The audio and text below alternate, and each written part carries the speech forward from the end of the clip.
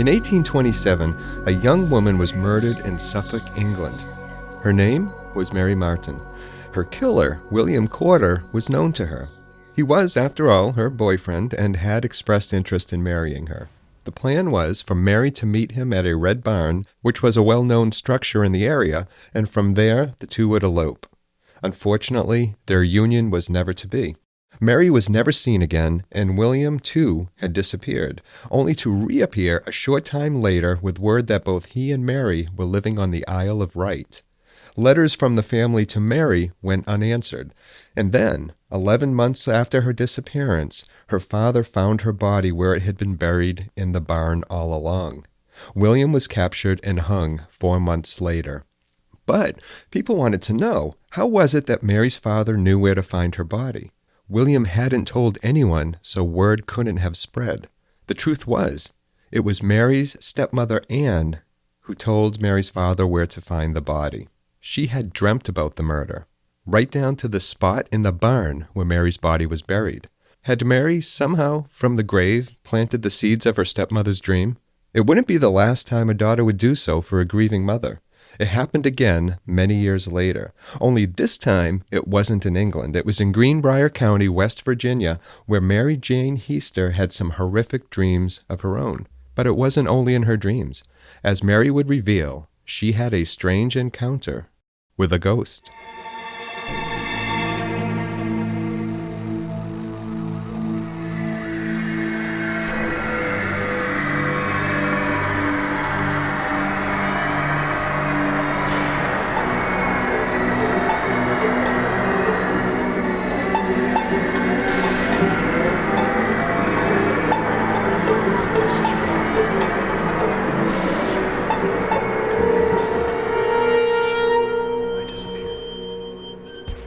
In 1873, Mary Jane Heister gave birth to a beautiful baby girl. She named her Elva Zona, but everyone called her Zona, and she was the pride of Mary Jane's. She doted over Zona and was very particular about the company her daughter kept. When Zona was 23, Edward entered her life. Not much was known about Edward Shue. He went by the odd name Trout and had drifted into Greenbrier in 1896. By all accounts, he was a big, handsome man, and it wasn't long before he found employment as a blacksmith in the shop of James Cruikshank. The only thing that was known about Trout's past was that he came from Droop Mountain, a small mountain in the Allegheny Mountain Range that is situated on the borders of Greenbrier and Pocahontas counties. Mary Jane had an instant disliking of Trout. He wasn't suitable for her daughter, but she couldn't quite explain why. It was a feeling. There was something about the man that didn't sit well with her.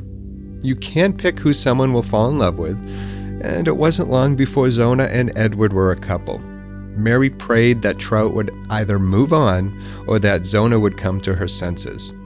To her dismay, neither would happen.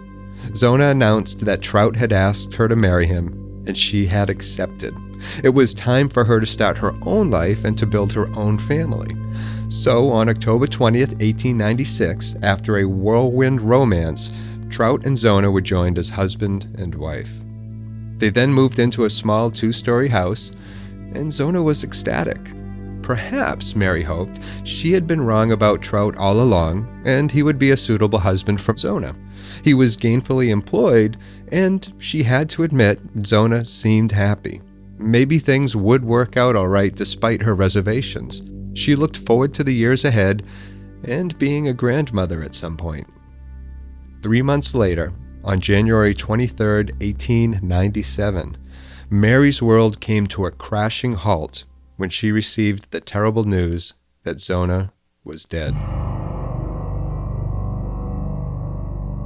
Her daughter had been found at the bottom of the stairs of her new home. An 11-year-old boy, who often did chores for the Shues, had made the horrible discovery. Things moved fast at that point, or as fast as things could move in 1897. The boy told his mother, who then sent him off to tell Dr. George Knapp, their local doctor. An hour passed before the doctor could get to the Shues, and by the time he'd arrived, Trout had already moved the body to the upstairs bedroom and had just finished dressing her in the very same dress she'd worn for their wedding. He'd also tied a scarf around her neck, saying it had been her favorite. The doctor would later say that Trout did appear grief-stricken, and be that as it may, when he tried to examine what he thought was bruising around Zona's neck, Trout became agitated. It reached the point where the doctor found it best to leave Zona in her husband's care and to leave. He was unable to determine an obvious cause of death, so he recorded Zona as having suffered an everlasting faint and left it at that. He wasn't comfortable with this conclusion, but there wasn't much else he could do. Now, Zona's parents were, of course, beside themselves with grief. When she was told about what had happened to her daughter and how she was found, her first response was to say, "The devil has killed her." And it is here that things began to get weird. When the family gathered for Zona's funeral service at her parents' house, Mary noticed that Trout was in a strange way. He alternated between grief and agitation and positioned himself near the head of Zona's coffin.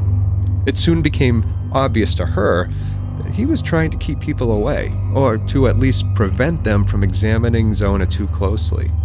He also took special care with her head by placing a pillow on one side and a rolled-up sheet on the other.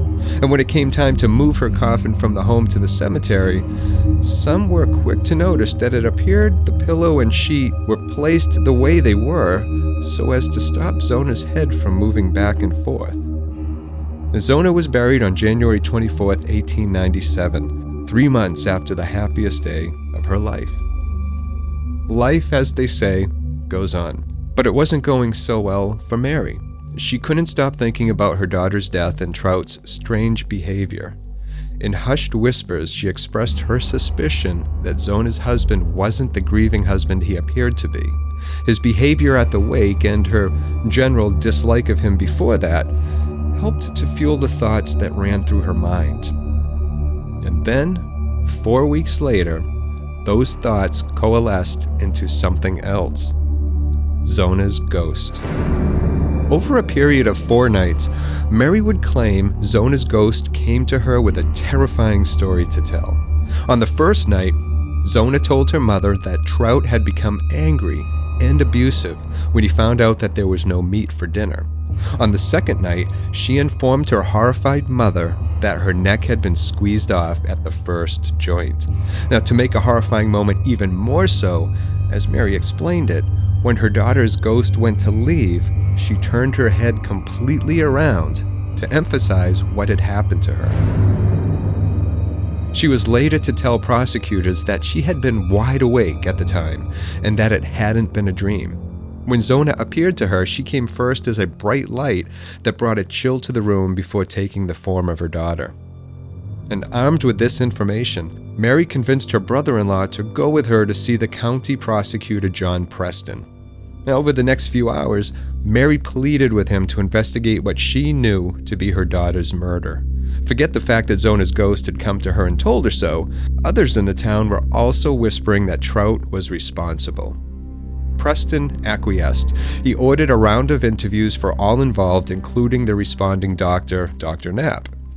Knapp personally told Preston that, although he had recorded Zona's death as being due to an everlasting faint, he hadn't been convinced of it, and that was due to Trout's actions at the time. As he recalled, he hadn't even been allowed to perform a thorough examination of the body. It was time to rectify that. Preston ordered that Zona's body be exhumed and a proper autopsy performed. Upon hearing about this, Trout was furious. Why defile his wife's body and put her family through it all, only to rebury her again? But Preston persisted, and on February 22nd, a couple days shy of a month after Zona was buried, her coffin was exhumed and her body brought to the local schoolhouse for the autopsy. 3 physicians were present, as was Trout, since the law required that he be there. Over the course of 3 days, the physicians went about their examination. They tested for poison and examined her body's organs. And then they made the discovery. Zona's windpipe had been crushed, and there was bruising about her neck which was consistent with marks left by fingers. She had been choked to death and her neck dislocated between the first and second vertebrae. just as Zona's ghost had informed her mother. Trout was arrested and placed in the Lewisburg jail to await trial. And while he stewed in jail, the prosecution prepared their case. More details were beginning to surface concerning Trout's past. Although he'd been telling people his name was Edward, it was actually Erasmus. He had been married twice before as well. His first marriage had been a horrible one. He'd been married to a woman named Allie Cutlip, and her and Shue had a child together. Shue had treated her so badly that, in the woman's defense, a group of men had dragged him down to the Greenbrier River on one cold winter's night and threw him in. Not long afterwards, he was arrested for stealing a horse and served 2 years in the state penitentiary. Alone, but safe, his first wife filed for divorce during this time.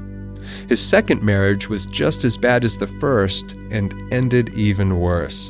In 1894, he'd married Lucy Ann Tritt, and poor Lucy died 8 months after their wedding when Shue dropped a brick on her head while working on the roof of their home. Trout, of course, had claimed it was an accident.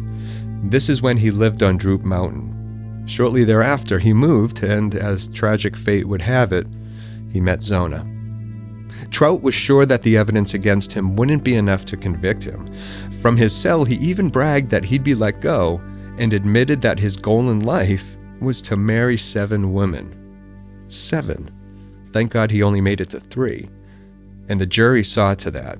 The trial took place on June 22, 1897, and during the cross-examinations, Mary's story about Zona's ghost was heard.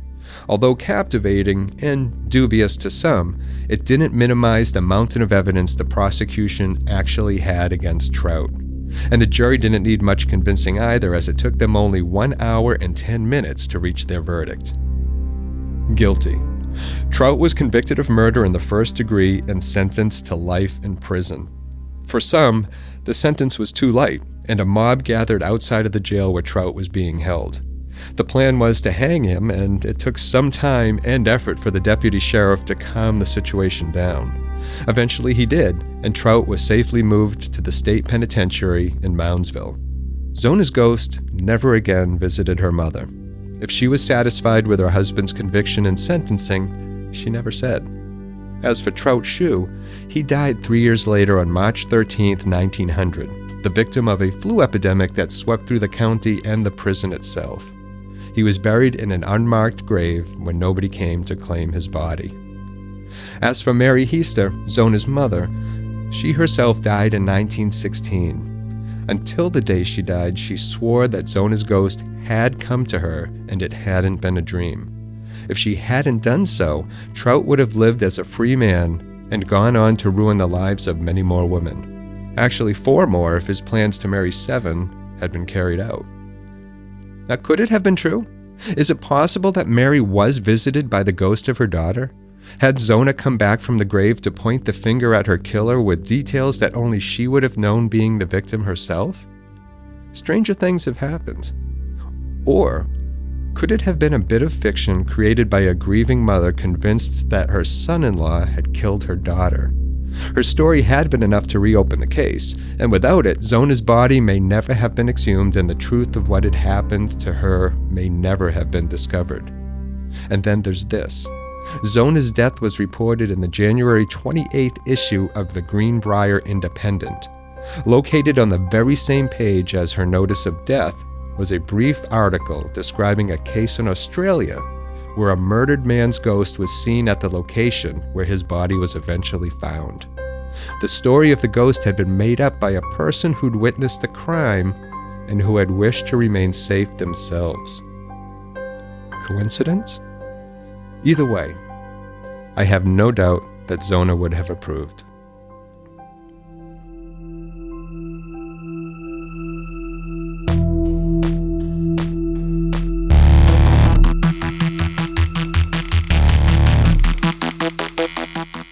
Thank you for listening. And if you haven't already, please subscribe and leave a review. It really does help others to find the show. And if you know someone who might enjoy the show, please tell them about it. You can find more information and the references that went into this episode by going to strangeencounters.org. I would really like to hear your suggestions for future episodes as well, and if you've had a strange encounter with something unusual or paranormal, I would love to hear it. Visit the contact page for information on submitting your story. And until next time, please take care of yourself. It's a strange world out there.